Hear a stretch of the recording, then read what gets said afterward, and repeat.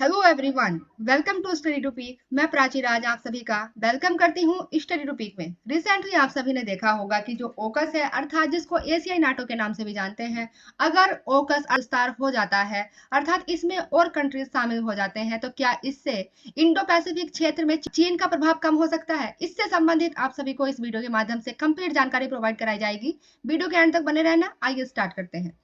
यहाँ पर आप आर्टिकल देख सकते हैं, द टाइम्स ऑफ इंडिया का आर्टिकल है। यहाँ पर आप देखिएगा, एशियाई नाटो ओकस का विस्तार इंडो पैसिफिक में चीन को कैसे रोक सकता है। ओकस है, ओकस को 2021 में 3 देशों के द्वारा मिलकर के ओकस को बनाया गया था। अमेरिका, यूके और ऑस्ट्रेलिया तीनों देश मिलकर के ओकस को बनाते हैं ताकि इंडो पैसिफिक क्षेत्र में चाइना के प्रभाव को कम कर सके। इंडो पैसिफिक रीजन है। ओकस को जो बनाया गया था वो इसलिए बनाया जाता है। और 21 में 3 देश मिलकर के ओकस को बनाते हैं, यूके, यूएस और ऑस्ट्रेलिया। यूके, यूएस, ऑस्ट्रेलिया को परमाणु ऊर्जा से चलने वाली पनडुब्बियां हासिल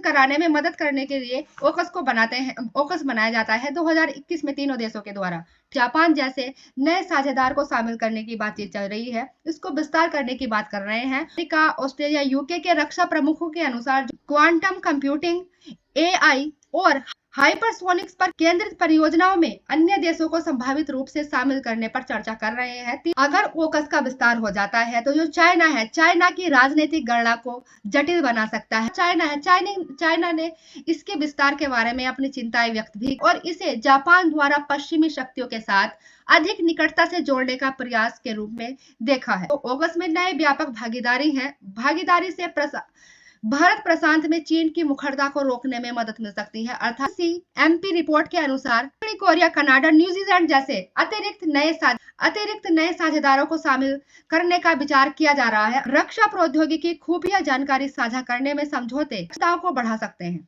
ओकस का जो विस्तार का उद्देश्य है, अधिक देशों को नेटवर्क में एकीकृत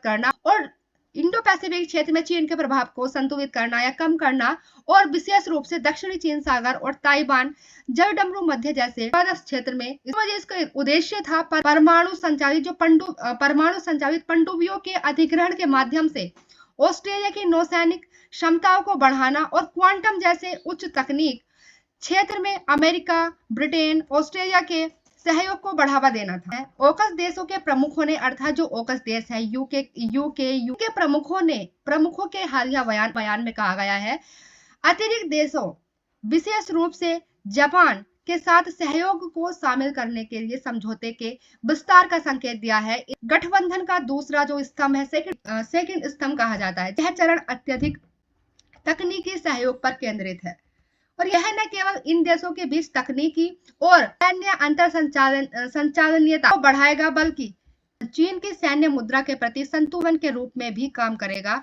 और खासकर दक्षिणी चीन सागर, ताइवान के पास जैसे विवादित क्षेत्र में काम करेगा। यह विस्तार ओकस को एक केंद्रित सैन्य सहयोग से एक व्यापक राजनीतिक गठबंधन में बदल सकता है, जो पूरे भारत इंडो पैसिफिक में सुरक्षा परिणामों को, आशा करती हूँ कि जो मैंने आप सभी को बताया, जो ओकस है जिसको एशियाई नाटो के नाम से भी जानते हैं, आप सभी को समझ में आया होगा।